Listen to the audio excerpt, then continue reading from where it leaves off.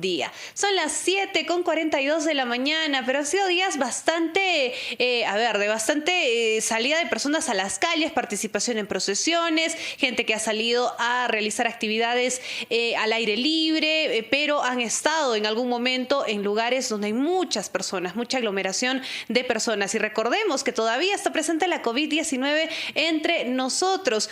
¿Qué podría pasar en los siguientes días? Es preocupante si tomamos en cuenta el incremento que se ha registrado en algunas regiones del país. Vamos a conversar sobre este y otros temas con la licenciada María Elena Martínez, directora ejecutiva del Ministerio de Salud. ¿Cómo está? Buen día. Buenos días, licenciada.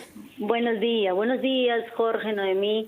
Muchas gracias por la invitación. Y sí, efectivamente, nosotros desde el Ministerio de Salud seguimos impulsando y vacunando en todo nuestro territorio peruano. Debemos vacunarnos, sí, pero también es importante recordar que el cuidado debe estar presente en todo momento. Sin embargo, durante estas fechas importantes como la de la Semana Santa, a veces bajamos la guardia, estamos en las procesiones con aglomeración de personas. ¿Esto podría significar algún riesgo en torno a contagios con la COVID-19? Sí, efectivamente, y como ustedes lo han podido ver en estas últimas semanas, hemos tenido un ligero incremento de casos de COVID, que si bien es cierto no han llegado a hospitalización ni a utilizar camas UCI, sin embargo han podido estas personas poder recuperarse en sus domicilios. Esto lo que sí nos preocupa enormemente es que la enfermedad de la COVID puede dejar algunas secuelas, como lo que se llama el long COVID. Esas secuelas pueden quedar con una discapacidad, con un malestar. Es lo que conocemos como el COVID largo, licenciada Martínez. Por supuesto que sí, Jorge. El long COVID o COVID largo. Y esto puede afectar fundamentalmente a nuestros grupos vulnerables. Quiere decir a los mayores de 60 años, a las personas que tienen comorbilidades, a los niños también. Y por eso que el Ministerio de Salud, a través de las brigadas de vacunación, acerca la vacuna no solamente de la COVID, sino también las del esquema regular, como son neumococo, hepatitis y otras más. En este momento hay una nueva variante circulando a nivel mundial y especialmente en nuestro país, la variante que se conoce como la XBB.1.5. ¿Cuáles son las características de esta variante, licenciada Martínez? Sí, estas son un poquito más contagiosas que las anteriores. Además de esto, igual se presenta con problemas respiratorios, afectan y pueden terminar en estas personas vulnerables con problemas de neumonías. Igual hay cansancio, hay fiebre, hay malestar, puede haber también rinorrea, lo que nosotros le llamamos la mucosidad.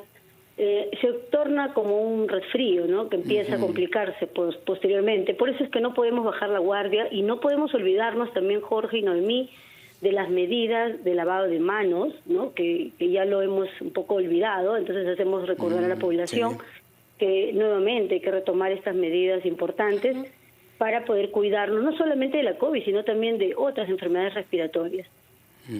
Y son pequeñas acciones que nos han ayudado tanto durante la pandemia de la COVID-19, incluyendo el uso de la mascarilla, por ejemplo, cuando uno está enfermo o para evitar enfermedades. Pero una de las alternativas y fundamental y que es efectiva para la COVID-19 es la vacunación. ¿Cómo estamos en torno a la vacunación? ¿Estamos avanzando? ¿Qué ha pasado en los últimos meses? Sí, muy bien, Amy. Yo quería decirte que nosotros hemos ido avanzando con la vacunación. Hoy ya utiliza el Ministerio de Salud la vacuna bivalente. Esta vacuna, ya tenemos cerca de 900.000 personas que se han vacunado. El protocolo que ha indicado el MINSA es la vacunación para los adultos mayores de 60 años, para las personas que tienen comorbilidades, para los mayores de 18 años que ya hayan completado sus 4 dosis. Solo debe pasar 2 meses de la última dosis para poder aplicarse la vacuna bivalente, que es una vacuna reforzada. Además, las brigadas vienen instalándose en diferentes puntos. Por ejemplo, ahora en los feriados no se ha detenido la vacunación.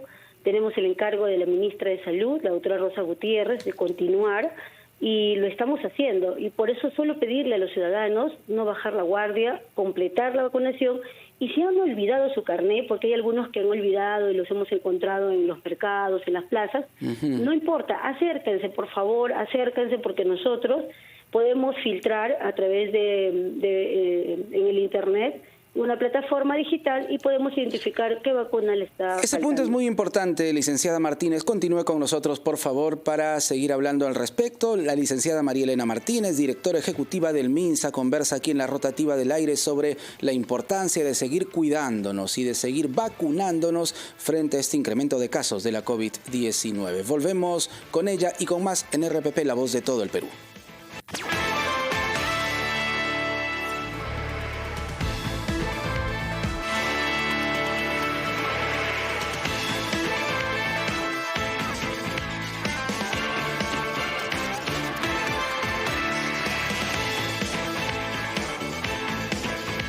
Seguimos junto a ti aquí en la Rotativa del Aire, edición domingo, y en RPP, la voz de todo el Perú. Noemí Mamani y Jorge Rodríguez estamos acompañando este domingo 9 de abril, domingo de resurrección. Y atención, porque en este momento nos acompaña la licenciada María Elena Martínez, directora ejecutiva del MINSA.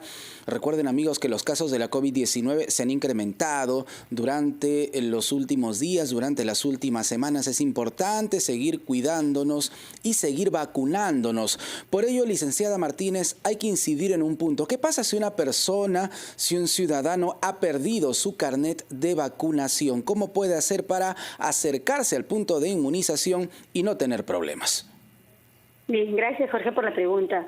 Queremos decirle a los ciudadanos, si han perdido su carnet, pueden acercarse a algún punto de vacunación, porque nosotros las brigadas podemos filtrar, tenemos ahí en la plataforma digital, y poder detectar qué vacuna le falta. Esa es una opción. Y la segunda opción es que nos pueden llamar a la línea 113 de Infosalud, opción 1, para también saber dónde pueden vacunarse o qué vacuna también le falta colocarse. Perfecto. Un tema es la vacuna contra la COVID-19, pero en las últimas semanas también hemos visto que la vacunación de nuestros pequeñitos contra diversas enfermedades es fundamental. Hemos tenido ya un caso confirmado por el MINSA de poliomielitis en la Amazonía con un niñito de 1 año de nacido. ¿Cómo estamos avanzando en esas vacunaciones justamente? Durante la pandemia ha sido difícil poder encontrar un establecimiento para vacunar a nuestros hijos, pero estamos avanzando, ya hemos logrado cerrar brechas. Sí, muy buena pregunta, Noemí. Efectivamente, nosotros hemos tenido dificultades durante los años de pandemia y las coberturas han caído. Eso significa que se han dejado varios niños sin vacunar.